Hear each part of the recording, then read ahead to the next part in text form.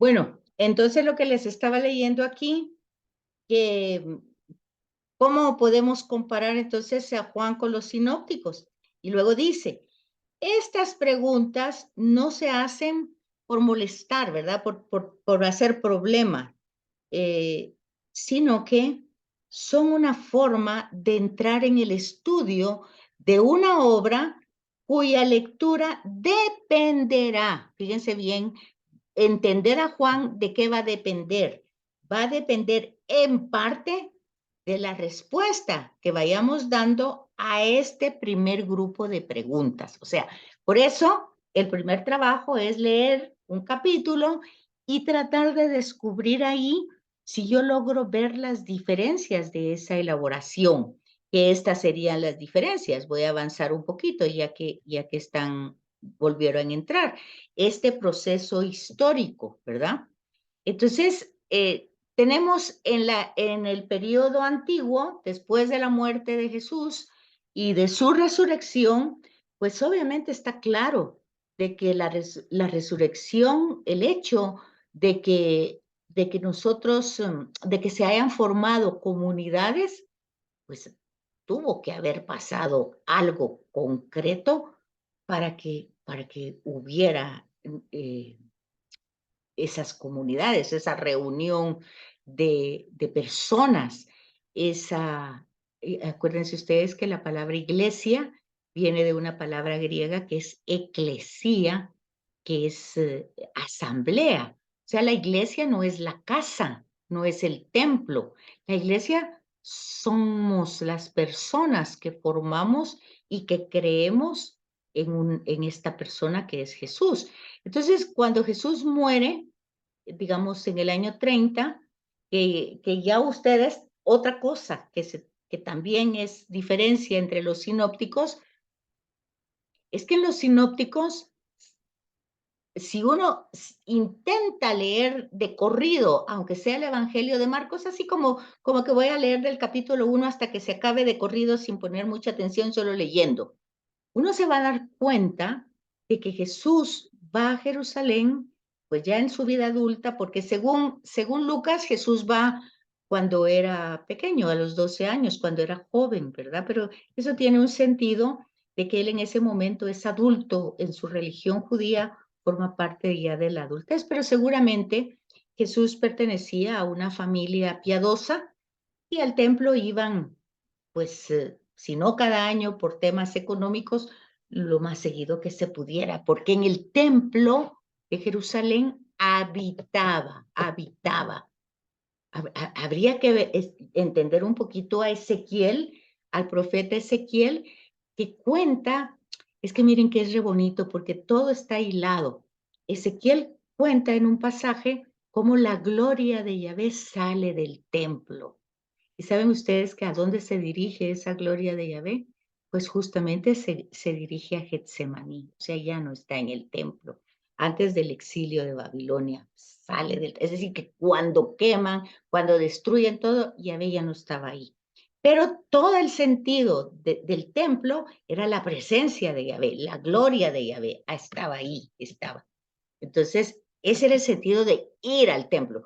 Las sinagogas se formaron después en el exilio, casas donde se reunían a orar. ¿Por qué? Porque no había templo. Entonces se reunían en las sinagogas. Bueno, entonces esa es la idea del templo. Entonces, en el año 30, que Jesús muere, por decir así, y luego en los 70, que es cuando se destruye el templo y todo, esa se llama una etapa preliteraria porque no había nada. Y si ustedes leen la introducción de cada carta de Pablo, se van a dar cuenta, incluso de Hechos de los Apóstoles que estamos leyendo todavía ahorita en la Pascua, ustedes se van a dar cuenta que Hechos de los Apóstoles se escribe después de este año 70. Y el Evangelio de Marcos también, y el Evangelio de, de Lucas también, y el de Mateo también, y el de Juan mucho más tarde. Pero la etapa de Pablo, las comunidades que empieza a formar Pablo, las empieza a formar en el año pues sus viajes son el año 50, o sea que después de la muerte de Jesús, 20 años, y empieza a escribir las cartas que después se reúnen y se llama el Corpus Paulino, porque se reúnen esas cartas que Pablo las mandaba porque era imposible estar en todos lados y dejaba comunidades, y entonces por eso se llaman cartas pastorales unas, porque es como pastorear, era el pastor que no estaba ahí presente, pero estaba pendiente de la comunidad, de la iglesia, pero no era del templo, ¿verdad? Sino que era de la comunidad, y entonces les mandaba esa carta. Entonces la etapa literaria empieza con las cartas de Pablo. Los evangelios van a ser posteriores. Eso es importantísimo entenderlo. Y el evangelio de Juan mucho más tarde que las cartas de Pablo y que los sinópticos. Entonces, cuando nosotros encontramos tradiciones juánicas básicas, es decir, algo que está solo en el Evangelio de Juan, que hay muchas cosas que están solo en el Evangelio de Juan. Aparte del prólogo, pues aparte de eso, digamos que la samaritana no está contada en los sinópticos, tampoco la resurrección de Lázaro tampoco está contada en los sinópticos. Y puede que en los sinópticos hay ciegos, pero el específico de la narración de Juan es diferente. En fin, son signos, porque el Evangelio de Juan quiere transmitir signos ¿de qué? Signos donde Jesús se manifiesta como yo soy. O sea, como yo soy, el yo soy de Moisés. ¿Cómo le digo al faraón? ¿Quién le digo que me mandó al faraón? Y Jesús dice, yo soy.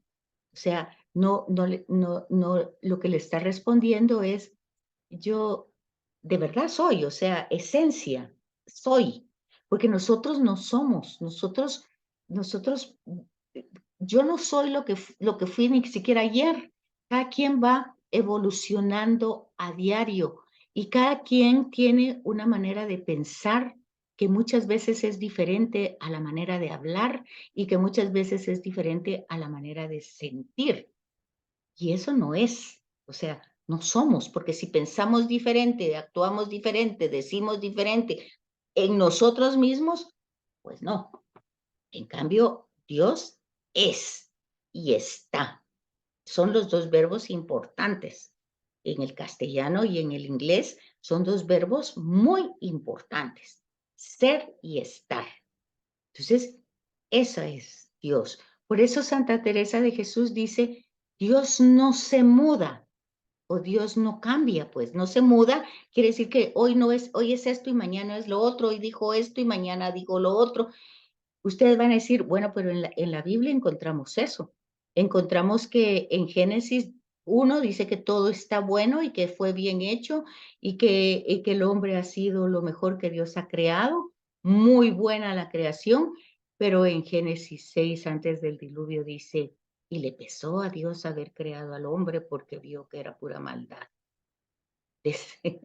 Entonces ahí es lo que vamos a ver. Para entender eso tenemos que entender esa formación literaria, que ese es literario, es lo que nos llega a través de la letra.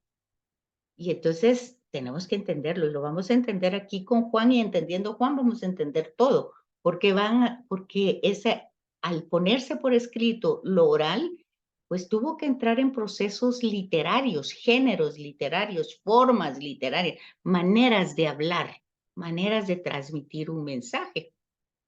Entonces, aquí tenemos la primera fase, la tradición básica, que es lo que el padre Esvin decía hace un rato, la herejía de los gnósticos, esa es la verdadera comunidad que tiene una confusión en la identidad de Jesús. Y luego tenemos las tradiciones independientes que cada quien en sus distintas culturas y comunidades pensaba de Jesús de forma diversa. Pero miren, eso no es para escandalizarnos porque lo mismo pasó con los 12 que Jesús escogió y con la gente que Jesús encontró en su época. Todos creían en Dios, todos entendían del reino de Dios, todos esperaban la venida del Mesías, pero cada quien esperaba algo diferente. todos, incluso los apóstoles, tenían una idea diferente de cómo debía ser el Mesías. Incluso en Hechos de los Apóstoles, ya Jesús murió y resucitó y le están preguntando todavía si ya va, en este momento va a establecer el reino, ¿verdad? Porque ellos pensaban en otro tipo de reinado, donde uno iba a estar a la derecha y el otro a la izquierda, que es lo que piden los hijos de Zebedeo, ¿verdad? O la mamá. Entonces, vean que tenemos entonces estas tradiciones independientes que las encontramos en los sinópticos, son otras tradiciones. Luego tenemos como algo específico de Juan, los signos, y luego tenemos el relato de la pasión, que la tenemos en los otros tres, pero va a tener una diversidad en Juan. Entonces, estos son los procesos. La etapa preliteraria, o sea, cuando solo fue tradición oral. Luego la tradición básica, que podemos tenerla en el esquema de Marcos, que posiblemente es el mismo esquema que tienen todos. Luego las tradiciones independientes, las de las distintas comunidades que experimentan distintas realidades. Luego lo específico de Juan, la colección de signos, y luego, y la importancia de no llamarle a esos signos milagros, sino llamarles signos, porque son signos de la presencia de Dios en Jesús. De eso se trata. No es que Jesús no haya hecho milagros, o sea, pero a Juan no le interesa eso, porque ya los gnósticos pues están tan llenos de que Jesús pues solo es una divinidad, pues que a Juan le interesa que caigan en la cuenta que Jesús es 100% humano, pero que Dios habitaba en él, que era Dios. Ya lo dijo en el prólogo, pero lo va a ir desarrollando en cada signo. Entonces, aquí les dice que estos grupos juánicos, que no era solo una comunidad, sino eran varias, en esa época configuraban en esa época antigua un movimiento mesiánico. O sea que está diciendo ahí que estos grupos, si no se escribía este evangelio, empezaban a ser como unas sectas diferentes, esperando nuevamente al Mesías dentro del mismo judaísmo. Porque hay que comprender también la mentalidad de esa época, que era muy, muy, pues era algo como de siempre, pues algo que pasaba, como estaban en una mentalidad politeísta, pues era lógico que los dioses, porque estamos hablando de politeísmo, de muchos dioses, pues los dioses tomaban apariencias humanas para hablar con las personas y cosas así, en la mentalidad politeísta. Bueno, pues esto es lo que dice, estos grupos estaban pues impregnados con esa mentalidad. Y entonces, en el año 70, eh, los grupos judíos, los que escogió Jesús y los que se fueron desarrollando, según dice Hechos de los Apóstoles, después de la resurrección, pues ustedes van a ver que fueron expulsados. Y eso ya lo va contando Hechos de los Apóstoles. Fueron sacados de Palestina. Y entonces es en este momento donde se da la primera etapa literaria, o sea, como el croquis, como la formación que se va dando a través de tradiciones básicas de lo que realmente que Jesús hacía cosas maravillosas, pues que las hacía. No hay manera de negarlo. Que multiplicó los panes, pues que los multiplicó, que eso no fue una idea, ni realmente lo hizo. Simplemente que Juan le va a dar todo un sentido realmente profundo a esa multiplicación. A tal punto que ahí está desarrollado todo el tema eucarístico en el capítulo 6. Y luego, ahí se escribe en esta primera parte como en los años 80. Por eso van a encontrar ustedes en sus Biblias, si leen la introducción, muchas van a estar fechadas en ese primer evangelio, que se va a poner con estas iniciales, Evangelio 1. Después se va a ir configurando esa narrativa, se le va poniendo narración, porque si ustedes se dan cuenta, el Evangelio de Marcos no tiene mucha narración, en algunos lados sí y en otros lados no, aquí lo dice, muy semejante al Evangelio de Marcos.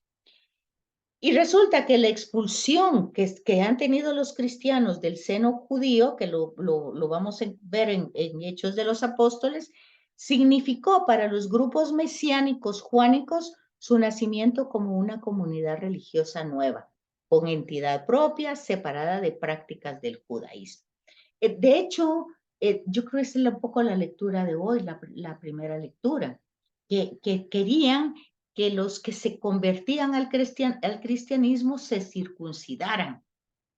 Y entonces empieza a decir, pues no, porque no somos judíos, y realmente la circuncisión era un signo de pertenecer al judaísmo. Y el cristiano tiene que conocer las prácticas judías porque Jesús era judío, pero es para entender a Jesús. Entonces, todo esto se va desarrollando en estas etapas. Bueno, pues ya les di 10 minutos más. Así es que ya no me quedo porque si no sigo hablando y los dejo hasta la medianoche aquí conectados. Y ya veo que el padre Esvin está cabeceando. No, mentiras, no lo estoy viendo. Ya se salió, creo yo. Bueno, entonces, si tienen dudas y preguntas del trabajo. Ay, ya nadie. Ay. Ya nadie está, solo el padre Alfredo, padre. Todos están durmiendo. Ya se fueron a dormir y yo aquí habla que habla. Bueno, entonces, que descansen. Les paso después la grabación de la clase y nos vemos, si Dios lo permite, la otra semana. Muy bien. Buenas noches, Rick. Buenas noches. Bien, Buenas gracias. noches, licenciada. Adiós, padre. Gracias, Betsy. Buenas noches. Cenando yo aquí con hambre. Ay, Dios mío. Ya no aguantaba el hambre. Pues tiene su diabetes, ya le estaba subiendo el azúcar. Sí, ya me daba el patatús. Que descansen, que sueñen con Buenas nosotros. noches. Buenas noches. Hermosa clase. Qué bueno, gracias a Dios. Yo no la conocía, pero qué clase más linda y Ay. mucho gusto. Soy Ana María de Cifuentes. Es la Ay. primera vez con usted, pero me encantó su clase. Ay, qué bueno, Ana María, gracias a Dios. Pues qué bueno. La mística realmente. Que Dios me la bendiga. Oye, muy Igual. buena.